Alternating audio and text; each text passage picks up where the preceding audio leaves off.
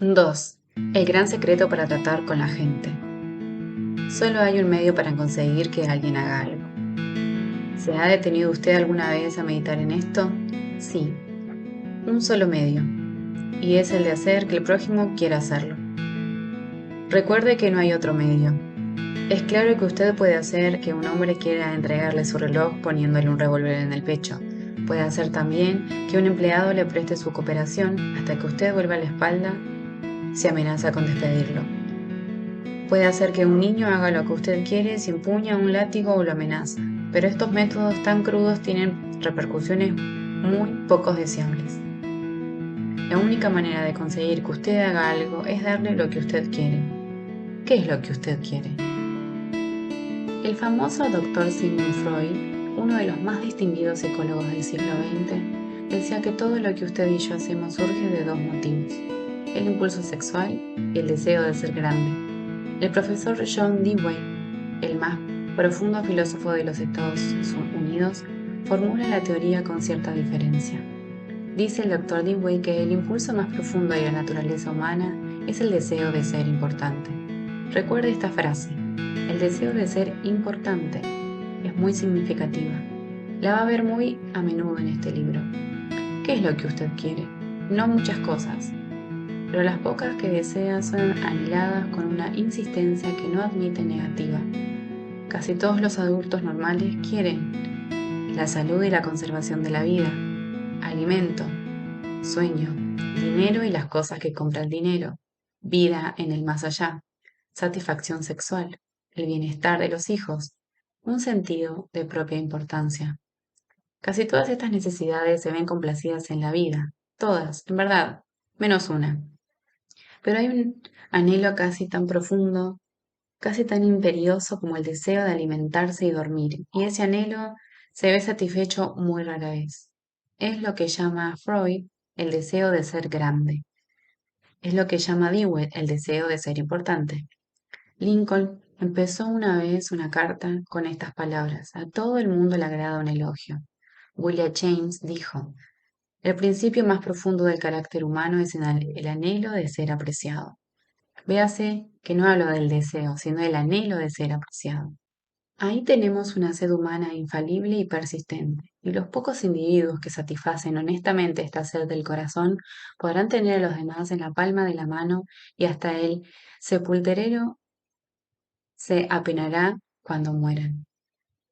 El deseo de sentirse importante es una de las principales diferencias que distinguen a los hombres de los animales. Demos un ejemplo. Cuando yo era niño en una granja de Missouri, mi padre criaba cerdos Duro Jersey y vacas Hereford de pedigre. Solíamos exhibir nuestros cerdos y vacas en las ferias de los condados y en las exportaciones de ganadería de todo el Medio Oriente. Obteníamos primero premios por veintenas. Mi padre fijaba las cintas azules en un trozo de muselina blanca, y cuando llegaban amigos o visitantes a nuestra casa, sacaban esa muselina y entre él y yo mostrábamos los premios. Los cerdos no se interesaban por las cintas que habían ganado, pero mi padre sí. Estos premios le daban un sentido de importancia. Si nuestros antepasados no hubiesen sentido este ardiente anhelo de ser importantes, la civilización habría sido imposible. Sin él seríamos iguales que los animales. Este deseo de sentirse importante fue lo que llevó a un hombre empleado de una tienda de comestibles, un mozo sin recursos y sin educación, a estudiar unos libros de derecho que había encontrado en el fondo de un barril, que con otros restos de una casa deshecha comprará por 50 centavos. Quizá haya oído el lector hablar de este mozo. Se llamaba Lincoln. Este deseo de sentirse importante fue lo que inspiró a Dickens para escribir sus novelas inmortales. Este deseo inspiró a Sir Christopher Wren en el diseño de sus sinfonías de piedra. Este deseo hizo que Rockefeller reuniera millones y millones de dólares que jamás gastó. Este mismo deseo hace que los hombres más ricos de cada ciudad construyan una casa demasiado amplia para sus necesidades. Este deseo hace que todos pretendamos vestir de acuerdo con la última moda, conducir el automóvil más reciente y hablar de nuestros hijos más inteligentes. Este mismo deseo es lo que lleva a muchos jóvenes a ser pistoleros y bandoleros. Casi todos los criminales jóvenes, dice E.P. Mulroney, el jefe de la policía de Nueva York, tienen un excesivo egoísmo y su primer pedido después de ser arrestado es que le lleven esos perniciosos periódicos en que se los pinta como héroes. La perspectiva de cumplir una condena parece remota, en tanto el criminal puede excitarse ante una fotografía suya que comparte las páginas con las de famosos deportistas, estrellas del cine y la televisión, y políticos. Si usted me dice cómo satisface sus deseos de ser importante, le diré que es usted. Eso es lo que determina su carácter. Es la cosa más significativa que hay en usted.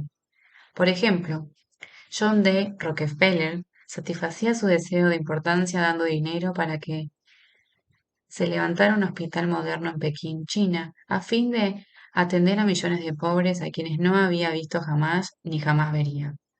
Dillinger, en cambio, se sentía importante como bandido, asaltante de bancos y asesino. Cuando los agentes federales lo perseguían, penetró en una granja de Minnesota y exclamó, «Soy Dillinger». Estaba orgulloso de ser el enemigo público número uno.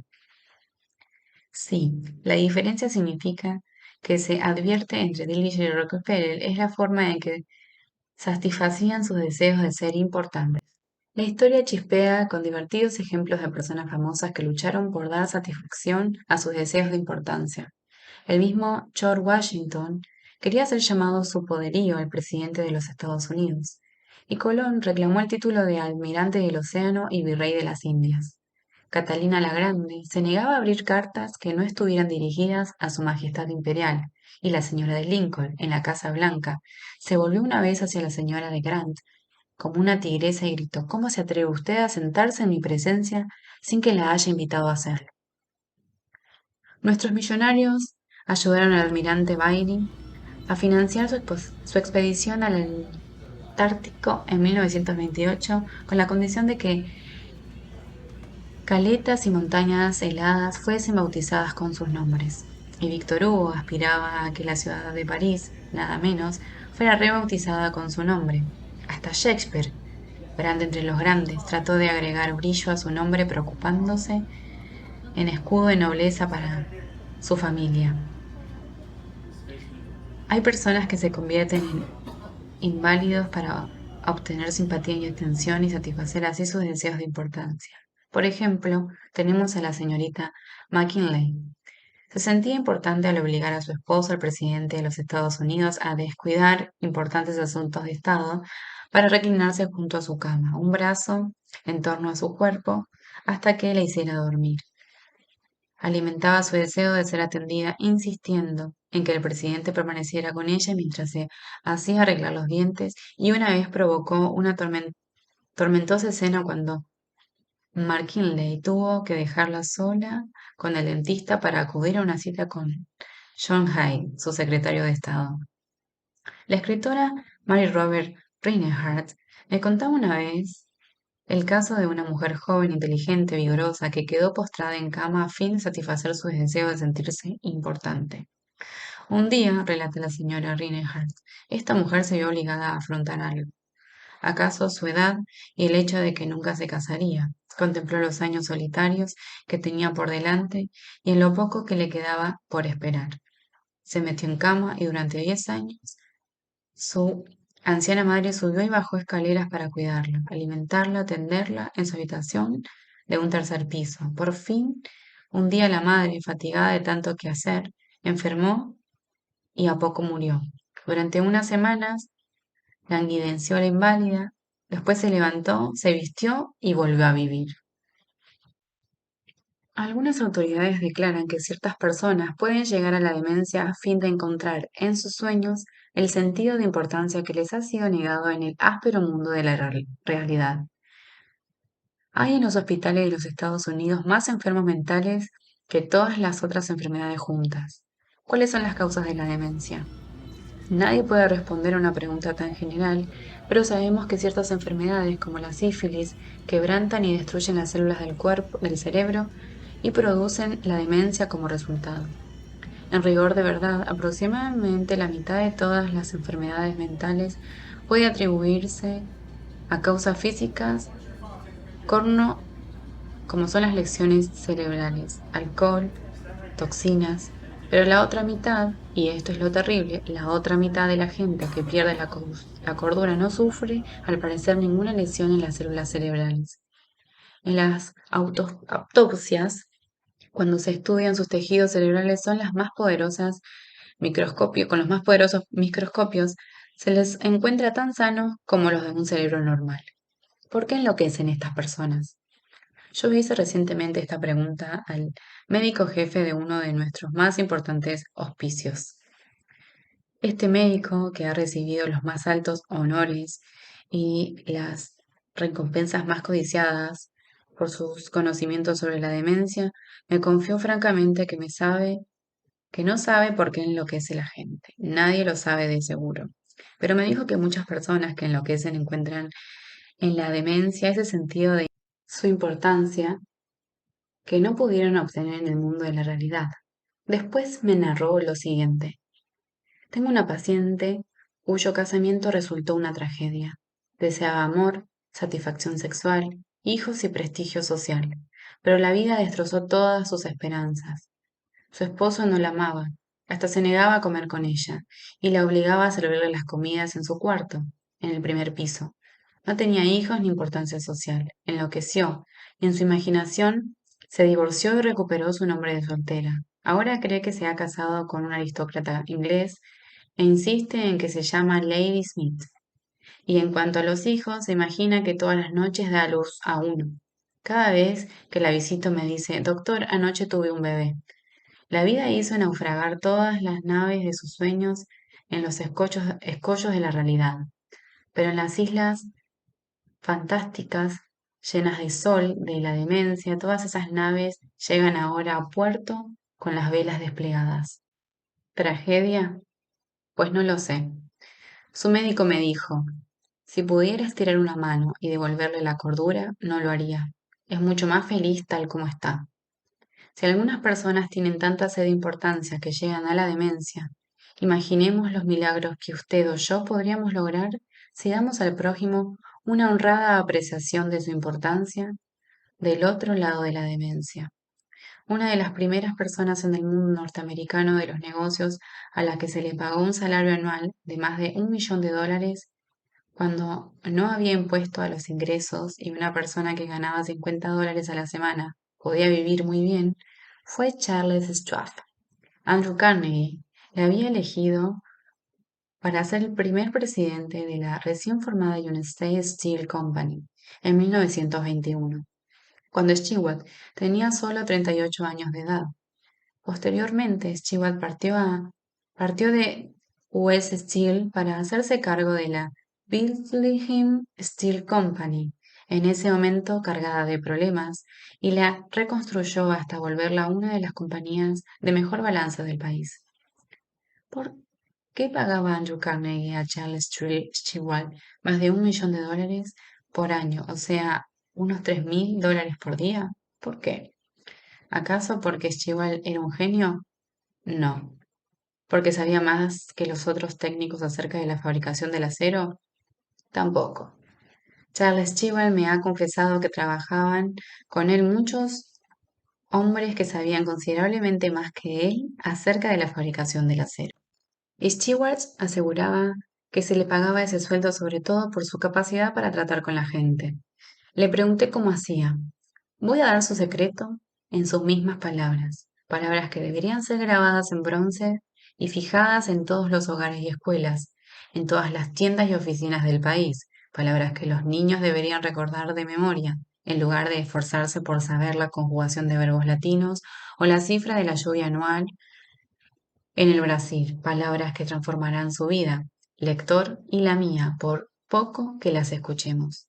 Considero, dijo Stewart, que el mayor bien que poseo es mi capacidad para despertar entusiasmo entre los hombres, y que la forma de desarrollar lo mejor que hay en el hombre es por medio del aprecio y el aliento. Nada hay que mate tanto las ambiciones de una persona como las críticas de sus superiores. Yo jamás critico a nadie. Creo que se debe dar a una persona un incentivo para que trabaje. Por eso siempre que estoy deseoso de ensalzar, pero soy remiso para encontrar defectos. Si algo me gusta, soy caluroso en su aprobación y generoso en mis elogios. Esto es lo que hacía Stewart. Pero ¿qué hace la persona común? Precisamente lo contrario. Si alguna cosa no le gusta, arma un escándalo. Si le gusta, no dice nada.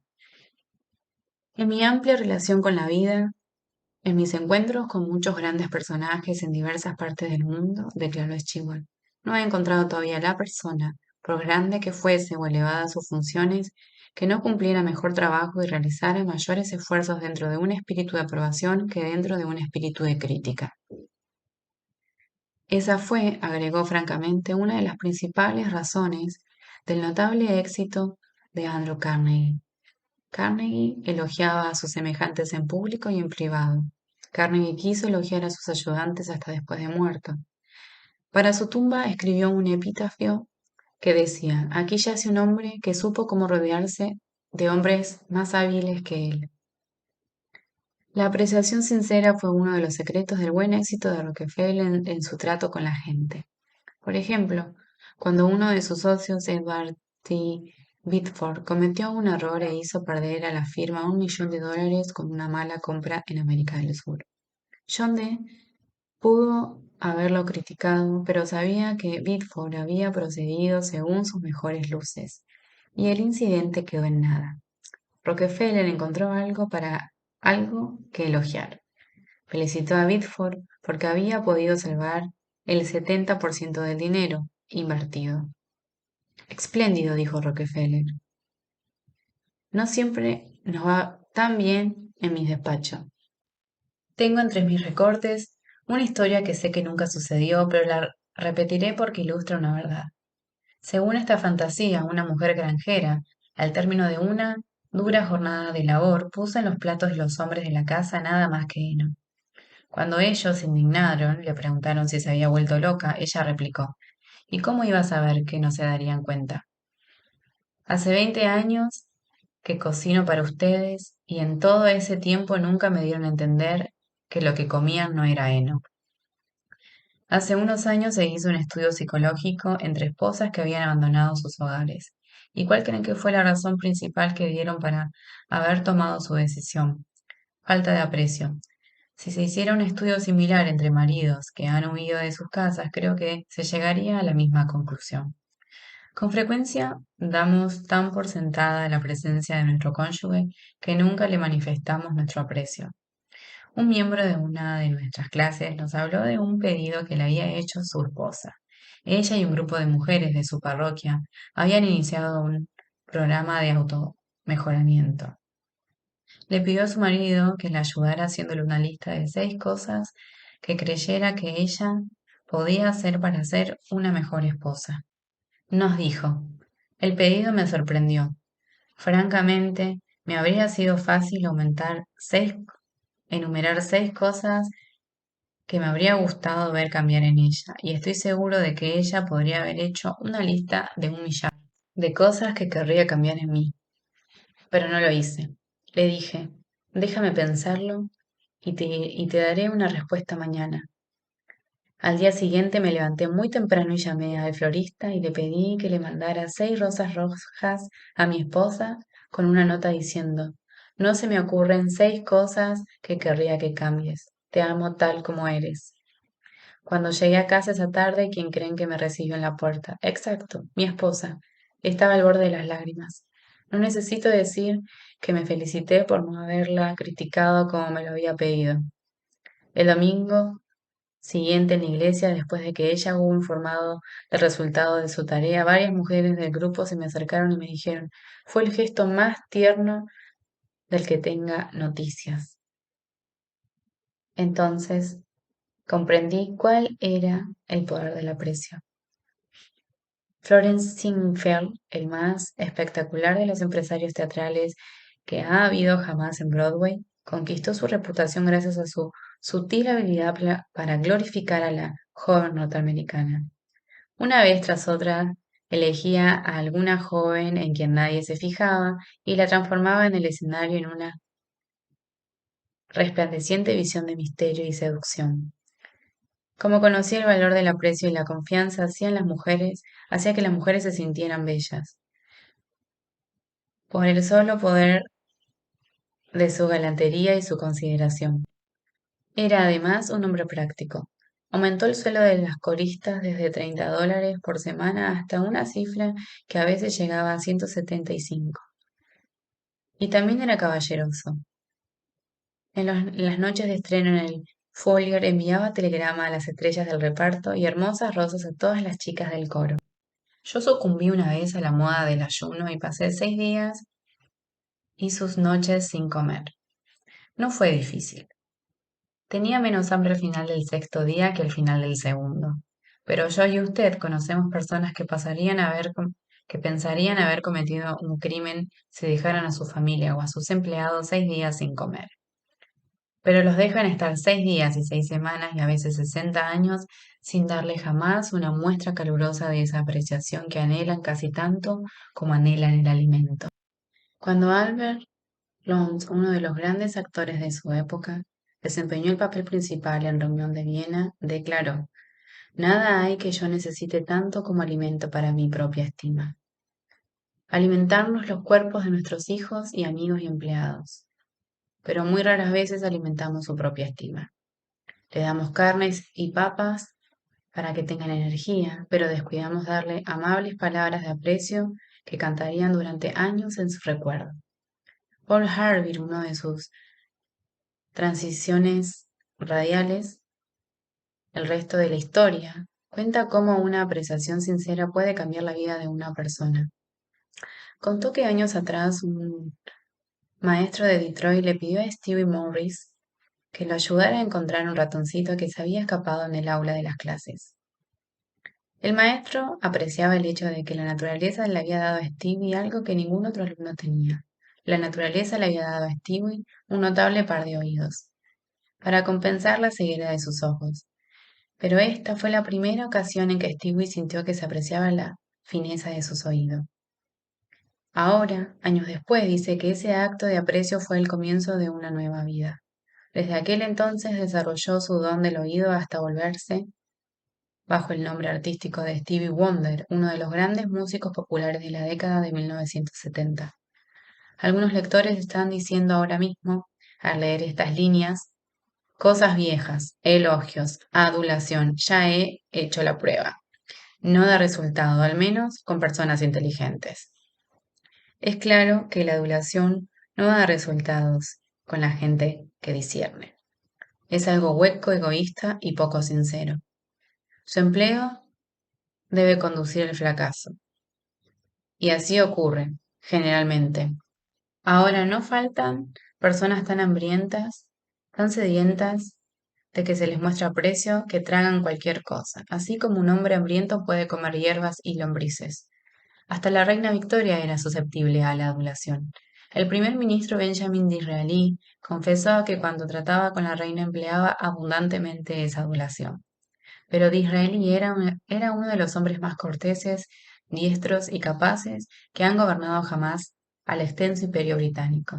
Era un genio. Lo que para él daba resultado quizá no le dé para usted o para mí. A la larga, la adulación hace más mal que bien. La adulación es falsa, y como el dinero falso, nos pone eventualmente en aprietos si queremos hacerla circular. La diferencia entre la apreciación y la adulación es muy sencilla. Una es sincera y la otra no. Una procede del corazón, la otra sale de la boca. Una es altruista, la otra egoísta. Una despierta la admiración universal, la otra es universalmente condenada.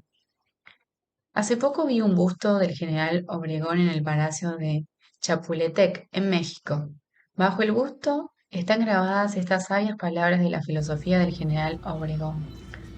No temas a los enemigos que te atacan, teme a los amigos que te adulan. No, no, no. No recomiendo la adulación. Lejos de ello, hablo de una nueva forma de vivir. Permítanse repetirlo. Hablo de una nueva forma de vivir. El rey Jorge B. tenía un juego de 6 máximas en las paredes de su estudio en el Palacio de Buckingham. Una de esas máximas rezaba: enséñame a no hacer ni recibir elogios baratos. Eso es la adulación, elogio barato. Una vez leí una definición de la adulación que vale la pena reproducir. Adular es decir a la otra persona lo que se piensa de uno mismo. Emplea el lenguaje que quieras, dijo Ralph Waldo Emerson, y nunca podrás expresar sino lo que eres. Si lo que deberíamos hacer fuera solo emplear la adulación, el mundo entero aprendería a hacerlo enseguida y todos seríamos peritos en relaciones humanas. Cuando no estamos dedicados a pensar acerca de algún problema específico, solemos pasar el 95% de nuestro tiempo pensando en nosotros mismos. Pero si dejamos de pensar en nosotros mismos por un rato y comenzamos a pensar en las buenas cualidades del prójimo, no tendremos que recurrir a la adulación tan barata y tan falsa que se la conoce apenas sale de los labios. Una de las virtudes más descuidadas de nuestra existencia cotidiana es la apreciación. De un modo u otro descuidamos elogiar a nuestros hijo o hija cuando trae una buena nota de la escuela y rara vez alentamos a nuestros hijos cuando logran hornear una torta o construir una casita para pájaros. Nada les agrada más a los niños que esta especie de interés y aprobación de sus padres. La próxima vez que ustedes disfrute de una buena cena en su club, mándele sus felicitaciones al chef, y cuando un vendedor fatigado le muestre una cortesía inusual, no deje de agradecerla. Todo sacerdote, conferencista u orador público sabe lo descorazonador que resulta entregarse a un público y no recibir de éste ningún comentario apreciativo. Y lo que se aplica a profesionales se aplica doblemente a obreros en oficinas, negocios y talleres, y entre nuestras familias y amigos. En nuestras relaciones interpersonales nunca debiéramos olvidar que todos nuestros interlocutores son seres humanos y como tales hambrientos de apreciación. Es la ternura legal que disfrutan todas las almas. Trate de dejar un rasgo de pequeña chispa de gratitud en sus jornadas. Le sorprenderá ver cómo encienden pequeñas llamas de amistad y vuelven a brillar en su próxima visita. Pamela Dunham, de New Braefield, Connecticut, tenía entre las responsabilidades de su empleo la supervisión de un peón de limpieza que estaba haciendo un trabajo muy deficiente. Los otros empleados se burlaban de este joven y descuidaban especialmente la limpieza de las instalaciones para demostrar qué mal hacía su trabajo. Las cosas habían llegado a un punto en que había empezado a perderse tiempo productivo. Pamela probó varios modos de motivar a esta persona sin éxito. Notó que en una ocasión hizo especialmente bien su trabajo. Entonces lo elogió en presencia de otra gente. A partir de ahí el trabajo empezó a mejorar y muy pronto el joven cumplía eficientemente con sus tareas. Hoy día hace un excelente trabajo y recibe el aprecio y reconocimiento que merece. La apreciación honesta logró resultados allí donde la crítica y el ridículo habían fallado. Herir a la gente no solo no la cambia, sino que es una tarea que nadie nos agradecerá. Hay un viejo dicho que yo he escrito en una hoja y pegado en el espejo del baño donde lo veo todos los días. Pasaré una sola vez por este camino, de modo que cualquier bien que pueda hacer o cualquier cortesía que pueda tener para con cualquier ser humano, que sea ahora. No la dejaré para mañana ni la olvidaré porque nunca más volveré a pasar por aquí. Emerson dijo: todo hombre que conozco es superior en mí en algún sentido. En ese sentido, aprendo de él. Si así sucedía con Emerson, no es probable que lo mismo suceda 100 veces más cierto en su caso o en el mío. Dejemos de pensar en nuestras realizaciones y en nuestras necesidades. Tratemos de pensar en las buenas cualidades de la otra persona.